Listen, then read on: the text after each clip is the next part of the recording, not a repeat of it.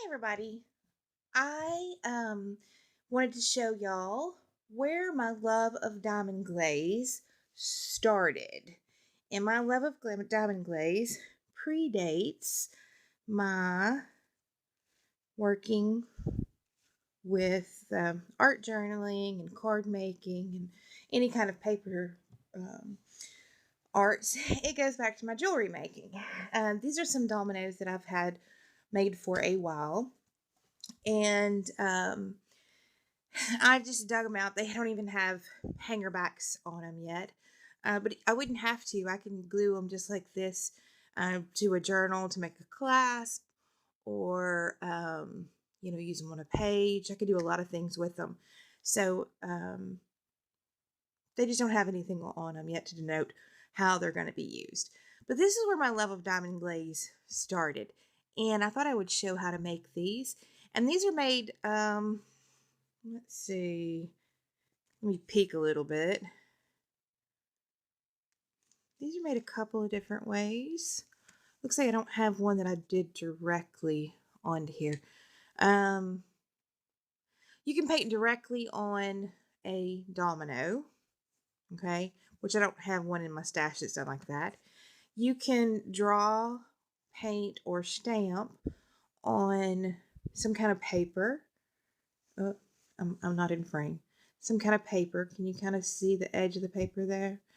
And then wrap it around and Mod Podge it on, or matte medium, or any kind of glue. But glue it on. Or you can stamp directly onto it, paint it, color it, and then the way you finish them all is diamond glaze. You seal whatever you've done under diamond glaze. It makes it protected. You can't, I can sit here and, oops, sorry, I hit the camera. I can sit here and scratch all day long. I'm not scratching that paint off. Okay? It is under diamond glaze. The same cannot be said, however, of the side, except I think these are alcohol ink. So it's stuck in there. It's not paint. So how do you make them? Well, hold on, everybody. We're turning. The first thing is you need dominoes. And at my local dollar store, let's see if I may have to move the camera. Hold on, everybody. At my local dollar store, we have a toy section, and I'm truly moving the camera. I'm trying to get it back enough to be able to see what I want you to see. There we go. That's better. All right, we have a toy section, and I think this set of dominoes was, I think it was $5, maybe less than $5. But of course, you get, I've been working on this set of dominoes for a while. You get a ton of dominoes. All right. So let's just set that aside because you actually just work on them one at a time. So the first one we're going to do, I have got some, this is scraps. I haven't actually tried this before. This is wax paper that I used under alcohol ink, and it ended up kind of cool. It's kind of got a, I don't know, veiny, leafy kind of look to it. I don't know if you can see it, but I liked it, so I saved it. Well, I just cut a piece off, and I'm going to stamp it with a Unity stamp. It's an itty bitty Paris newsprint is the name of it. I'm going to stamp it with Stays On. If you, whatever you do these on, you do want to use Stays On, because, well, I guess if you did it on paper or something, you might get away with something else. But if you do it directly on the, domino, you definitely want to use Stays On, okay, or some other permanent non-reactive ink pad, because it's going on such a slick surface. And how did I miss the entire center of that stamp is beyond me, but I sure did. I had the whole edges, and then when I looked, the center of it wasn't done at all. Okay, so I just inked up my stamp, and I'm going to stamp it onto this wax paper. And like I said, I've never tried it on wax paper. This may work, this may not work. I've never tried to do it this way. Get my glue brush out of the water. And I'll just give it a second to soak in a little bit so that I know I've got a good stamp. If it's something like this, also, you can totally turn it over and just make sure you don't do what I just did, which was let it move. All right, and it's kind of wet. See how it's just kind of sitting there? Am I in frame? No, I am not in frame. So let's move these all the way up there because we're going to take this and we're going to do this over here too. So we're going to ink this back up with this stays on. And I may love this, I may hate this. You never know. I'm going to take this directly to 3 of these because it's a bigger stamp. And just stamp it directly on there and see what I get. Now you do need a heat gun because you want to, even though you're using stays on and it's a permanent ink, you do want to heat set your ink on your dominoes. I don't know why, but if I don't heat set them, even though it's a permanent ink, they tend to smear. So all I can tell you is ink set it. I don't really know why, but you want to do it with the heat gun. All right. Oh, those are so cool. I'm so glad I decided to do that because that was a total just random thought. Okay.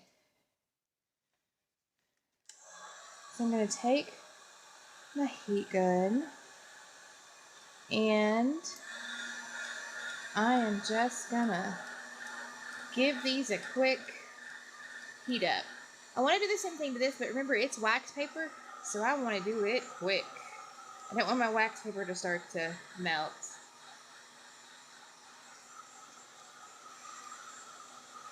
Okay.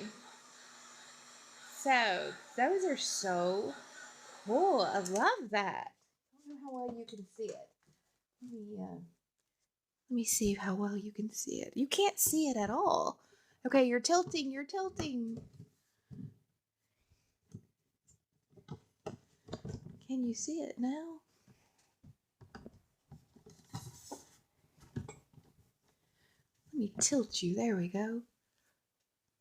Is that not cool? I love that. All right, I'm going to leave y'all tilted and we'll see how that works. Okay, so I have got these that are done directly on here. And I have this one that is on wax paper. Okay, so the one that's on wax paper we'll do first because, and actually, I don't know if I can use matte medium for this or not. Let's just cut out about what we think our shape's going to be.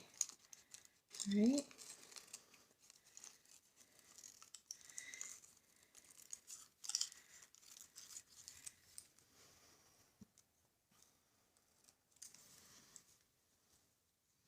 And it's a little tall, it's a little long. So let's trim a little off the top and a little off the bottom.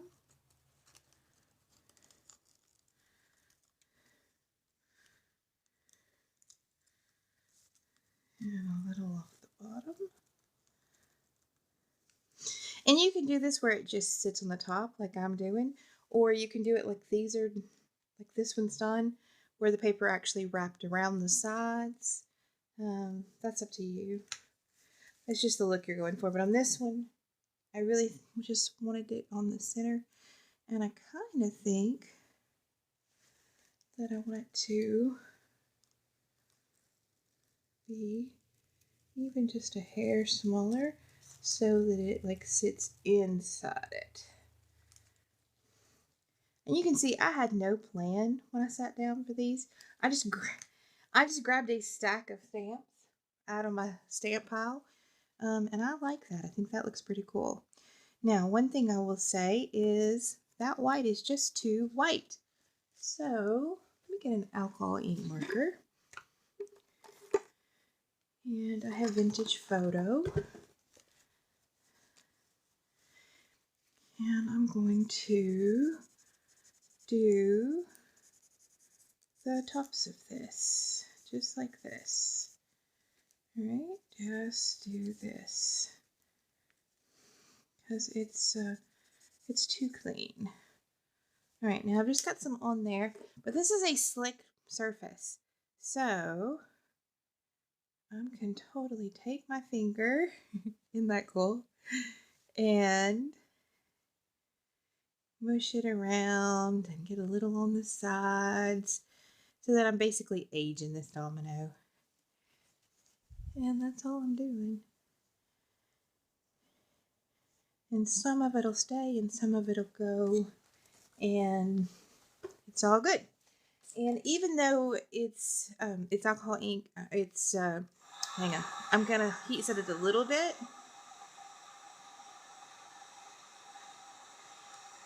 It still doesn't make it permanent. It will still react when I put glue and wet on it. But I think it slows it down a little bit. And that's all I want, is I just want it to be slowed down a little bit. All right, my glue brush and glue on here. And you see it's totally reacted. You can see it, but it did slow it up a little bit. Just like I said, is all I was really going for. And now over the top and the edges, like that.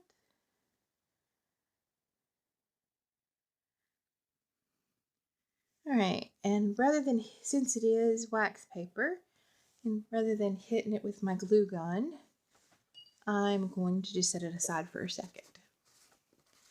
All right, now on these three, oh, I got glue on me. I love these, and I'm just going to take some random colors. All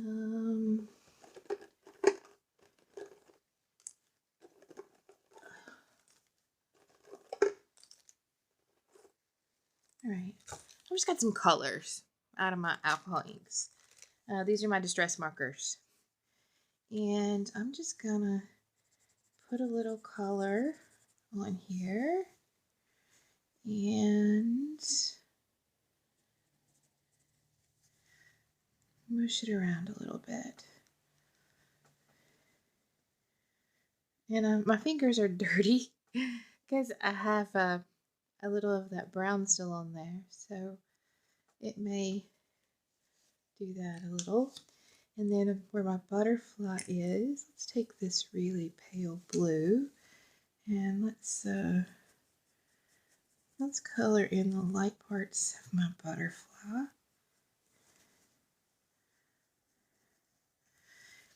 And then I've got part of that pea showing right here,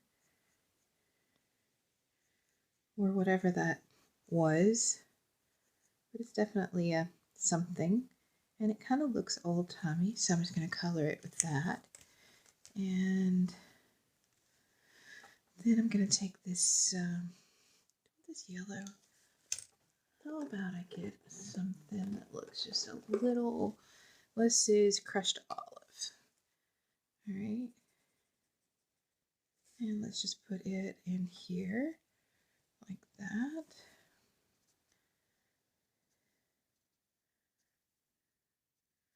And I'm just going to do in the negative space between all these things with it.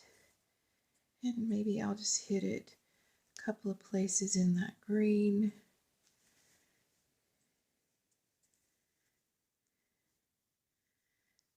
And that one is pretty cool. I think that looks pretty cool. You see it? Okay. So we'll set that one aside.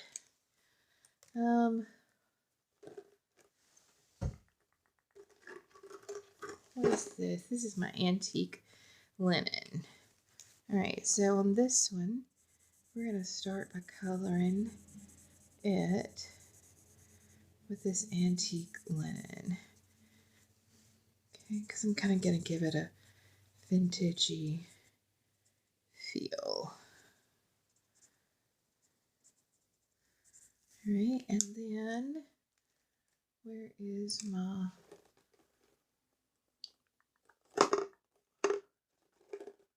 vintage photo? Do I still have it out? Tita. Black soot. Gathered, well, here, we'll use gathered twigs. Because I've apparently set my vintage photo down somewhere in the last 30 seconds. And who knows where. Alright, and I'm just going to do these edges.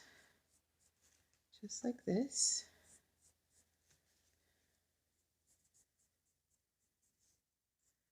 And then again, I'm just going to smoosh it around a little bit. Alright. And that gives me a little bit of highs and lows.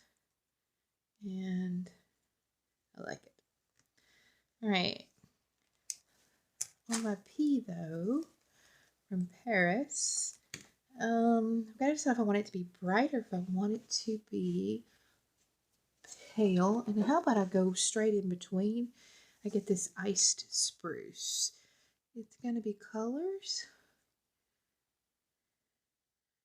but it won't be really light and it won't be really dark. Oh, I like that. Okay, and how about I just keep, do I want to keep going in the center with it? Or if I want a different color? Yeah, this is how I do this. I just sit and talk to myself. And you're just getting to see it. How about evergreen ball in the middle?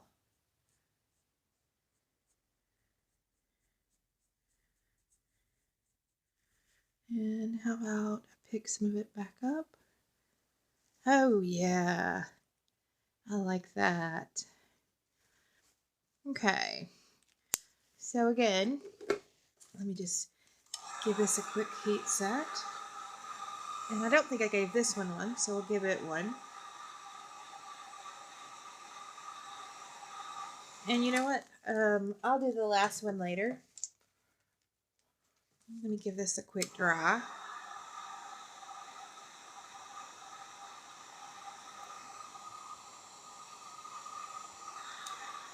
Okay, there we go.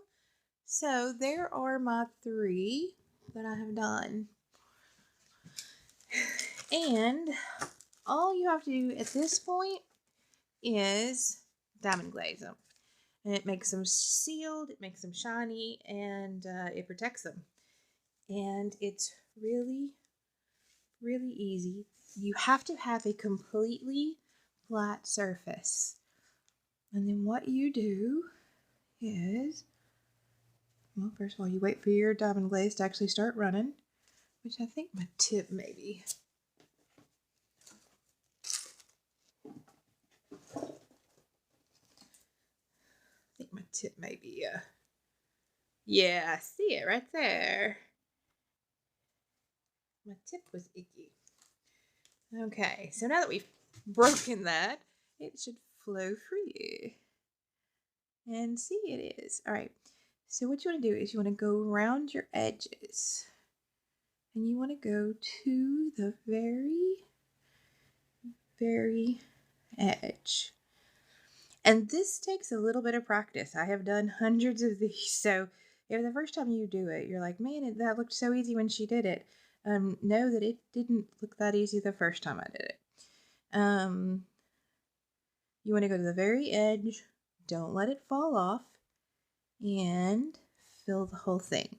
If you want it flat, stop here. If you want it to have a dome to it, then just keep adding drops. It will self-level, but it wants to hold its form. So what it will do is it will start to bulge, and it'll start to make it domed, okay? And I don't have that much, and it takes a lot to really make it dome, so I'm going to stop. Okay, I'm going to do the next one. And just like if you just saw the video where I showed how alcohol inks or distress markers and diamond glaze react when you do it on a card, you're going to get that same reaction here.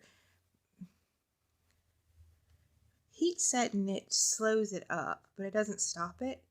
But that's okay, because that's what you want, because when they dry, you get some really great effects. And sometimes you don't know what you're going to get. I do fused glass sometimes, and the rule of thumb with fused glass is you kind of do the best you can and then let it go and be happy with what you get. Let it just be a happy surprise, because you can't really control how glass melts. Maybe I'll do a video on that someday. This is the same kind of thing. Once that glaze hits that alcohol ink, especially on these where we've kind of mushed them around a little bit, you don't always know what you're going to get. For instance, this one I did a long time ago. It was like that. I had taken brown and green, and I had just kind of tried to make it old. Well, for some reason, when it dried, the brown kind of clumped up on itself. Like it just kind of drew up on itself in different places.